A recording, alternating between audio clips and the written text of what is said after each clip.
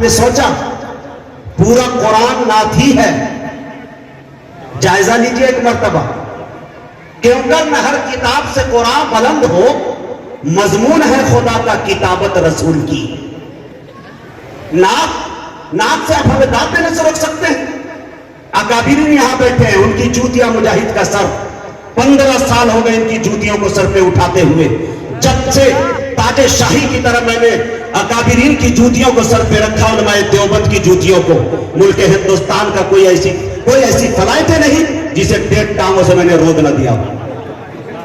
یہ میرا اپنا مزاج ہے، محفل کو ہنسانا، کھیلانا اور جوان رکھ کر سنوانا، چاہے وہ محفل غیرت ہو یا نعتیہ مشاعرہ ہو۔ نعت کے پر میں کچھ شعر سنانا چاہ رہا تھا حضرت، لیکن سنیں، اساتذہ میری اصلاح بھی فرمائیں گے۔ نعت کیا ہے؟ مصطفیٰ کے وصف رٹنا نعت ہے۔ نعت کیا ہے؟ مصطفیٰ کا ذکر کرنا نعت ہے۔ نعت کیا ہے؟ مصطفیٰ کی شان پڑھنا نعت ہے۔ نعت کیا ہے؟ مصطفیٰ کا نام جپنا نعت ہے۔ نعت کیا ہے؟ عاشقوں کا شعر کہنا نعت ہے۔ نعت کیا ہے؟ ان کی دھن میں مست رہنا نعت ہے۔ سنیں بھائی، نعت کیا ہے؟ مصطفیٰ کے دل بروں کی دل بری۔ نعت کیا ہے؟ آپ سے منسوب ہے جو شاعری۔ نعت کیا ہے؟ مومنوں کے قلب کی چارہ گری۔ نعت کیا ہے؟ مدحت خیر البشر کی نوکری۔ شعر گوئی کے ہنر سے کام لینا نعت ہے، ارے حرمت دل سے نبی کا نام لینا نعت ہے۔ جی آگے سنیے، نعت کیا ہے؟ خوبی سرکار کا اقرار ہے۔ نعت کیا ہے؟ نعت کیا ہے؟ خوبی سرکار کا اقرار ہے۔ نعت کیا ہے؟ مومنوں کے فخر کی دستار ہے۔ نعت کیا ہے؟ ایک عقیدت کے گلوں کا ہار ہے۔ نعت کیا ہے؟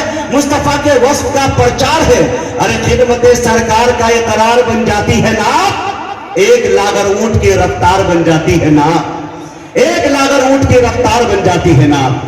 آئیے میرے دوستو، نعت مصطفیٰ کی محفل پھر سجانے کے لیے، گنگنانے کے لیے، اس محفل میں جان پیدا کرنے کے لیے ایک ایسے شاعر تک پہنچنے کی جسارت کر رہا ہوں جن کی شخصیت محتاج تعارف نہیں۔ کنیا کماری سے لے کر کشمیر تک، آسام سے لے کر راجستھان تک، بنگال سے لے کر بہار تک، بلکہ پوری اردو دنیا کے اندر الیکٹرونک میڈیا، پرنٹ میڈیا کے ذریعہ اپنے شاعری، اپنے لبے لہجے کا جنہوں نے لوہا منوا لیا، بڑی کم مدت کے اندر مذہبی اسٹیج پر آندھی اور طوفان کی طرح چھا گئے۔ اکابرین سب سے زیادہ سننے پہ مجبور ہو گئے۔ میرے دوستو، یہ نام کسی اور کا نہیں، جناب اشفاق بہرائچی کا ہے۔